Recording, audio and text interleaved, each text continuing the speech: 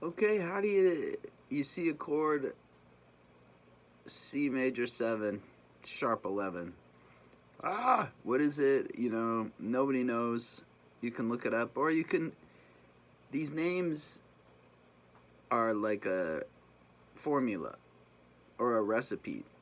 Like it's kind of a set of. It's like a little instruction on how to make it. So if you understand how to read the recipe, you can just make chords, or see one written somewhere and figure out what it is on your own. We'll just take it from the basic C. Though we can do it off of this kind of bar chord C, or this one. A C is a C is a C. But anyway, this is just the basics, so we'll start with that. Now, to understand how to do it, you need to understand the scale. Like here's the C chord and here's the C major scale. See how the scale is right inside of the chord? Chords and scales are the same thing, it's just you're holding down notes of the scale along the way. And so here I am on C, 3rd fret, 5th string. That's the first note of the scale, C. And then D, open D, 2nd fret of the 4th string, E, 3rd fret, F, 3rd finger, open G, 3rd string, 2nd fret, A, open B, and C again. C, D, E, F, G, A, B, C. Now in chord construction, you gotta think of them in numbers. 1, 2, 3, 4, 5, 6, 7, 1. There's no 8. 1 is the same as, it's the same note, it's an octave, so you don't say 8. 1, 2, 3, 4, 5, 6, 7, 1. But you could, doesn't really, that's not make or break. So a basic chord is just root, C, 3rd, 1, 2, 3, 4, 5. So you've got root, or 1, 3, 5. And then if you notice on top, you got another 1. It's a doubling. And guitar has a ton of doublings especially in our open chords. Like here you got a C and then another C, and then here you got an E, and then look, the first string, if you let that ring, that's 2/3, 1, 2, 3. Okay, so that's, if you know it in numbers, you're halfway to being able to figure out what a chord is. So, I'm just gonna do them all from the simplest to the most jazzy. And that first one you'll see is a sus4. C, sus4. So that means you're suspending the 4th note of the scale over the chord. And commonly it resolves right back to 3, like 1, 2, 3, 4. See, I got the pinky on 4, and it gives you this. That sound. It's very guitar. You could go write a Tom Petty song or something. It's good for songwriting. And it also pairs up commonly with the Sus2, which is when you're putting the 2, that D. That D is effectively blocking the 3rd of the chord. And a lot of songs, 60s type songs, have a sus4 and then a sus2, and you get this.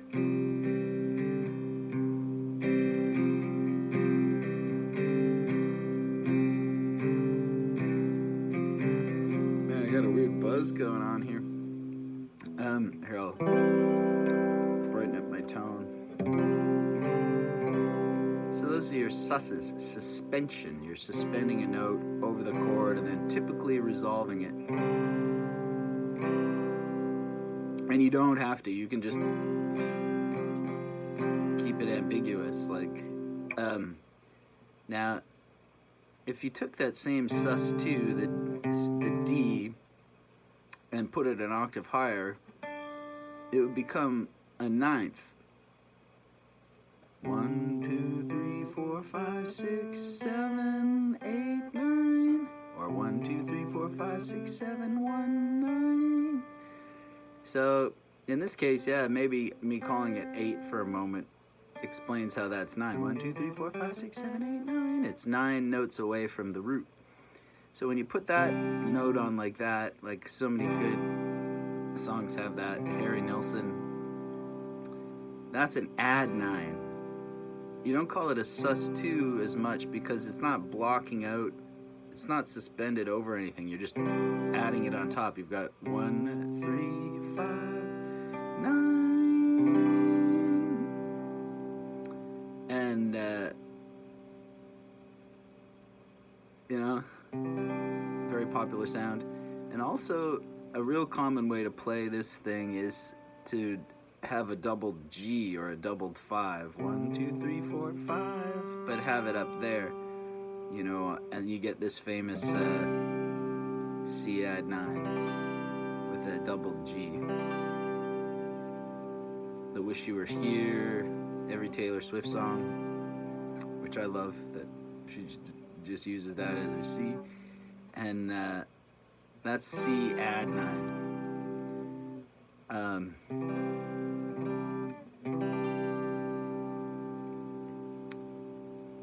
Now, the next thing to talk about is sevens, I guess. Yeah, totally. And all that means is you're putting 1, 2, 3, 4, 5, 6, 7. So you're adding that in the chord. And it's kind of replacing that octave C. And it gives you a nice, you can hear it's got a minor sound on top and then just a major note on the bottom. It's happy sad. So that's C major 7. Now you can also play it like this, like put the 7th here, and it allows you to have this crunchy octave, like you have a regular C and then you're putting the major 7, 4th finger on the 4th fret of the 3rd string, and you get this. Oh, maybe it's something is rattling here.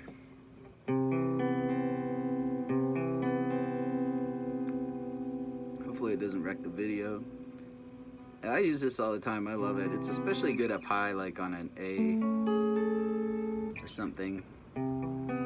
It's just got this.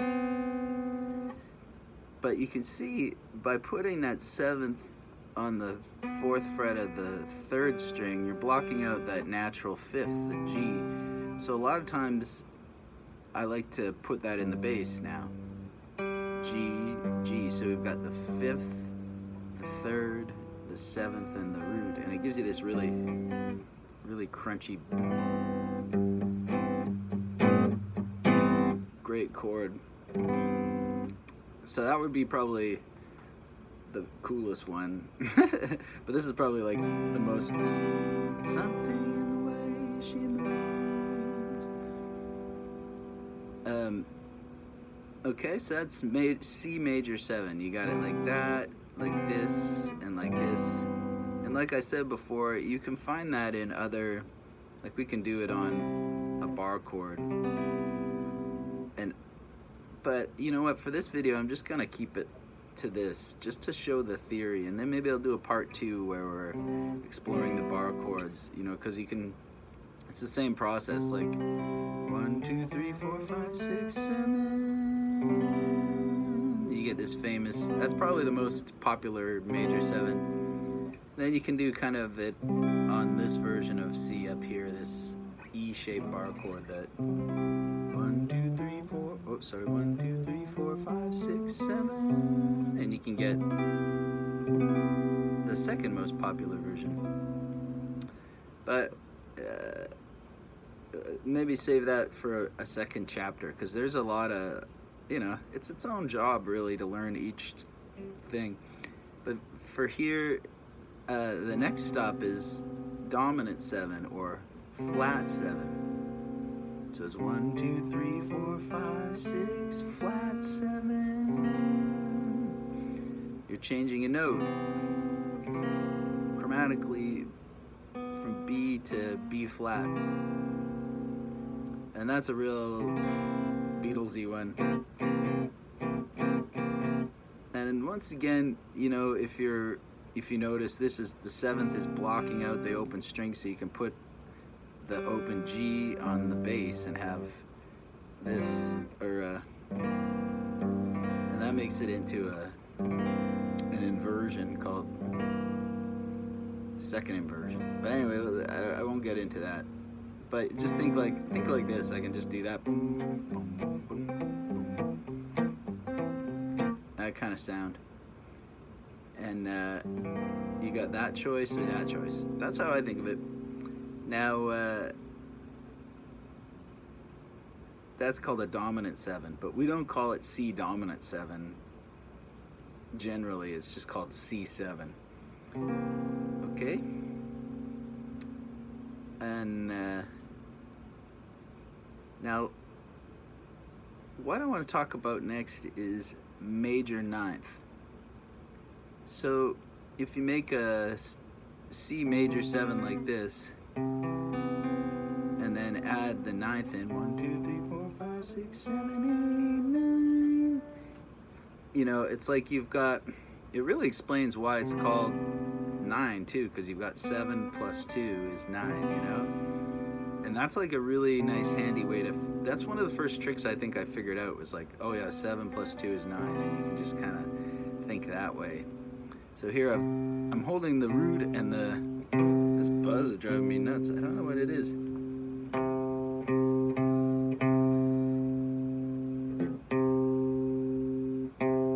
Oh, I think it was my selector switch. I don't know. I'll have to live with it.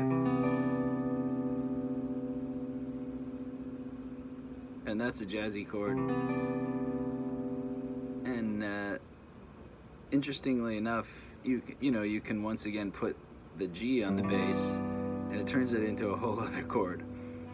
And that's what happens when you start adding. These are called extensions, by the way. When you've got a regular chord, then you add an extension and then another note. You've got a couple extensions on a regular chord. And when you're hearing jazz music, that's, you know, what you're hearing a lot of times is a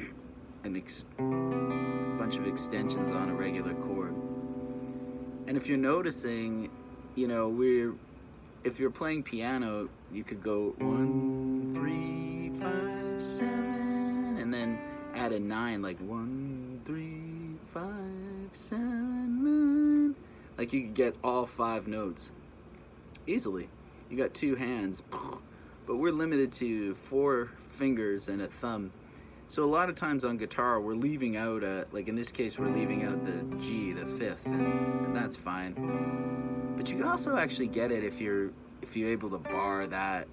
I can't do this very good. But some guys have a nice bendy finger and they can do that. But most times you just play it like that. And that's a major 9. Now if you flatten this note to a dominant set, you know, or else, yeah, I guess you could go like that. That's just C9. Or you could look at it 1, 2, 3, 4, 5, 6, flat 7 plus 2, 9, C9. So that's called a C9. And that's like really a popular chord, but also in blues. But even like the Beatles,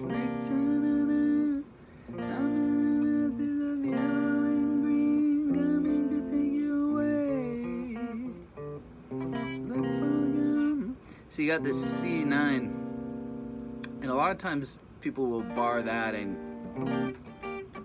have the G on top, the 5th. 1, 2, 3, 4, 5, 5. 1, 2, 3, or you could go 1, 2, 3, 4, 5. And that gives you that James Brown, Jimmy Nolan sound. Notice I have to use 2 fingers to bar that, but I think some people can just use 1.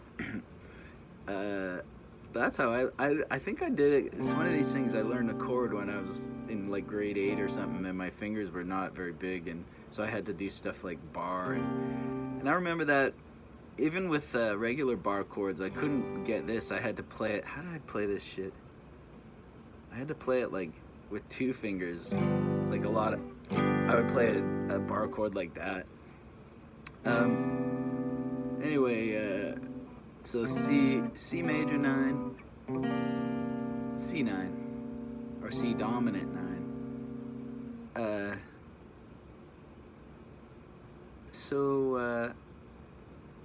Next on our journey is the idea of 11ths. So just as 7 plus 2 is 9, 7 plus 4 is 11, or you can think 7 plus 2 is 11. So it means like, well, let's get it actually out of here. So if you wanted to add the 9 on top of this, or the 11th on top, it's over there, and it would create a sound like this. But if you notice, you're kind of missing, like a middle note. So a lot of time, actually that's not the worst 11th chord. So here I've got 1, flat 7, 9, 11. And, but more commonly people just put the, this is an F, 1, 2, 3, 4. So you're putting the 4 below this, like, so it's like 1, 2, 3, 4, 7, 9, and it gives you this thing here, and you can even put the 5th on top, and you get, so that's like the C11, and who doesn't love that? It's very 70s, and it reminds me of like TV show themes, and yeah, it's a beautiful chord. Resolves to F.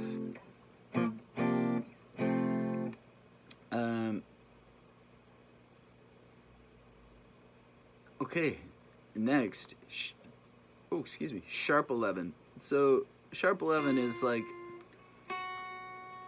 a chromatically raised note. You got your 11 and you're sharpening it, and it comes from another key, like you're borrowing it from the key of G, which has F sharp in it.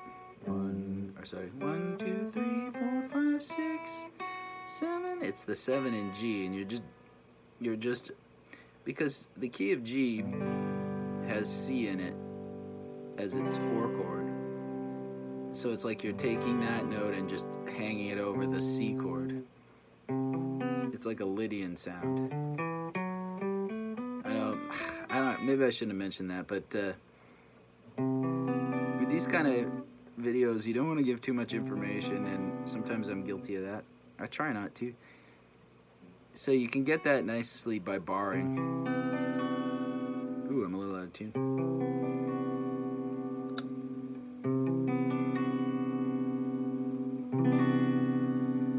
Very jazzy, and if you're observing, it actually forms a B minor chord like that over top of a C. So you've got this bitonality, a B minor over a C, and that's pretty crunchy. And then let's try that same sharp 11 but over top of a 9th chord.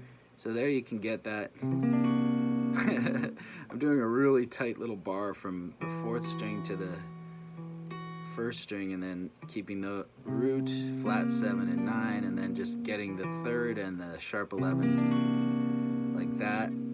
But I also like, a lot of times we'll just play it like this. Like I'll get rid of the 3rd and just have that string blocked out. That's enough notes, right? And it's easier to play. So that in that case, it's root, flat 7, 9, and sharp 11. So it's like we've only got one C note really, and then the rest of it is extensions. And when you get weird sounds, that's what's going on. And sharp 11. So next is 13. 1, 2, 3, 4, 5, 6, 7, 8, 9, 10, 11, 12, 13. Okay? So that's an A. So in this position, that could be really hard to reach. Like, so a lot of times I'll play, like, say a major 9 or a C major 9 and then just grab that note and hang it over. So I'm letting go of the 7th and just doing that. Though you could probably play this. But there you're missing that 7th, so it doesn't sound like a C major 13. And I don't think these are not the most useful chords. They have a bit of a Led Zeppelin sound to them. How else could you get it in this position? You could kind of go like this.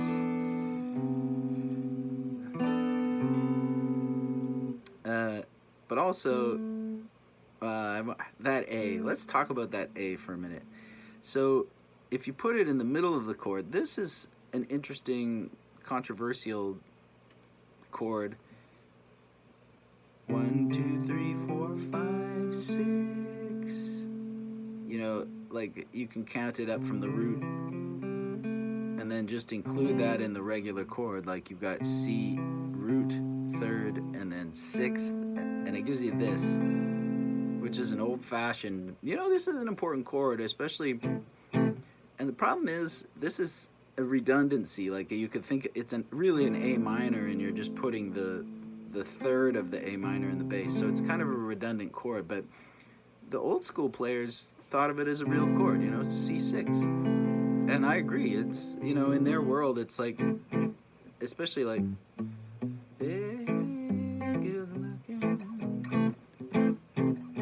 it's a little better if you're a little higher, like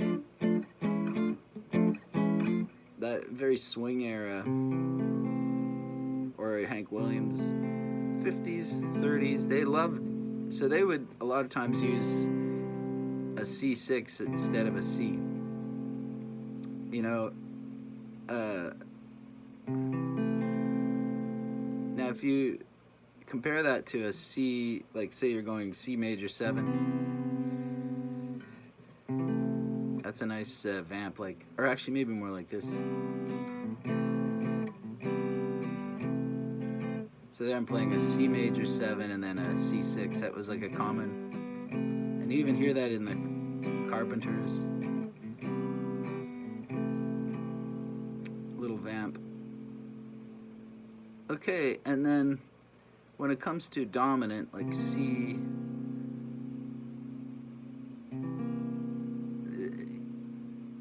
you can get it on top like that. I'm just letting go of the 9 and hanging it over. It's nice and easy. But if you're slick, you can get that by barring, you know, covering your 9 like that. Or like, I get it on like that. But more often than not, I'll just be like,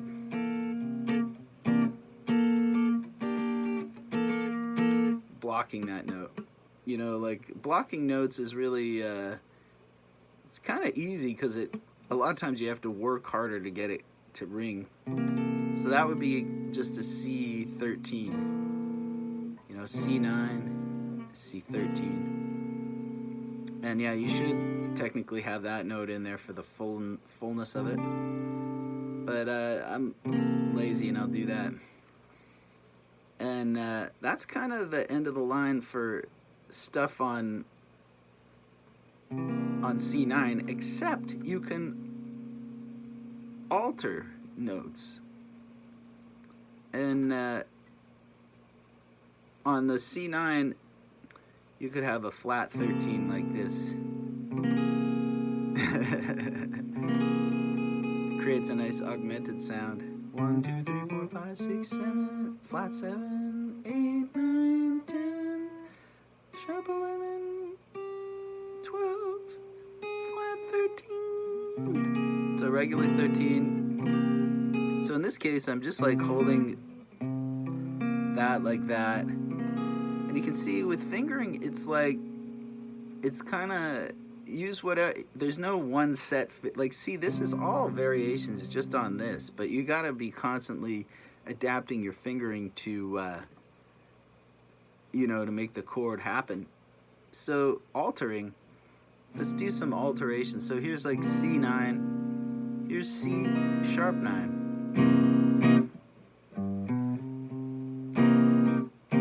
So it's just a regular C9 and you're just sharpening that note. And that comes from a diminished scale. And then you could also have 13 or flat 13. And I thought of another fun one. But you can also have both the sharp 9 and the flat 13 at the same time. That's crunchy. So what would that be called? C, probably C7 flat, sharp 9 flat 13 or something like that.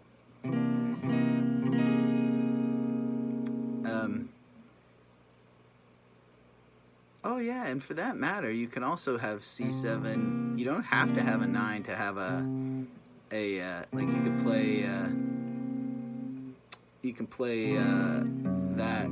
You can put a sharp 11 in the bass, and it creates this tritone substitution chord.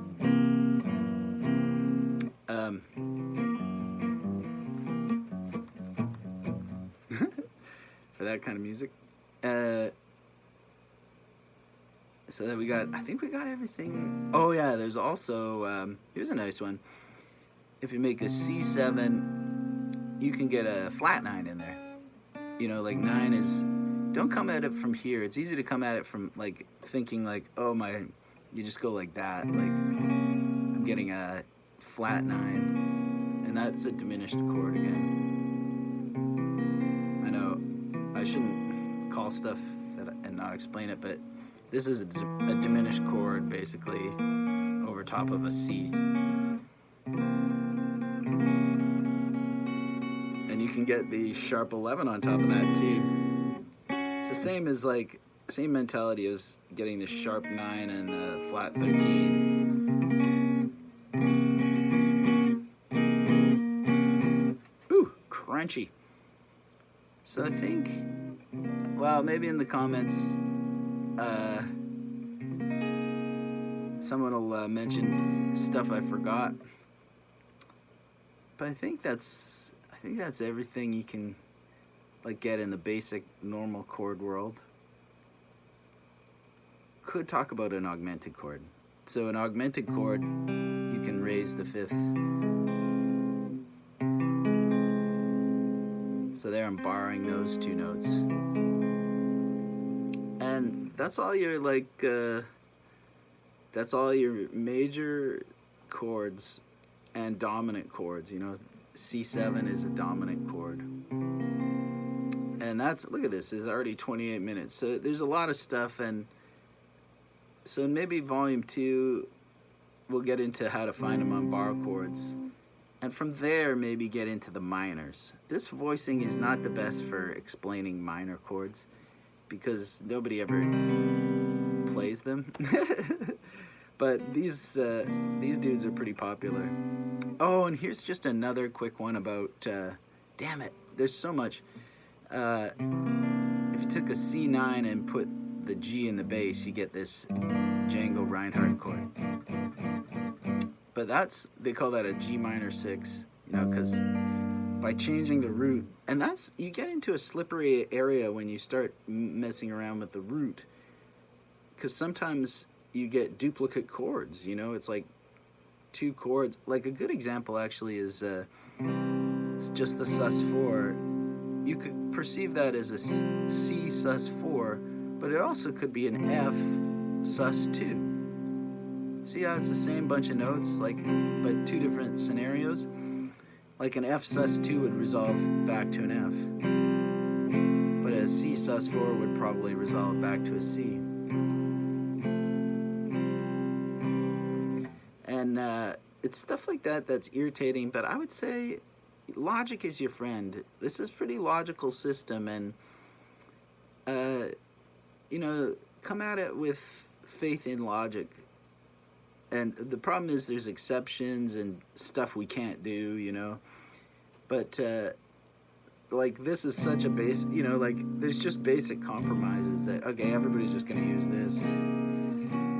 It's, you know, whatever's easiest to get to and sounds good is what kind of prevails.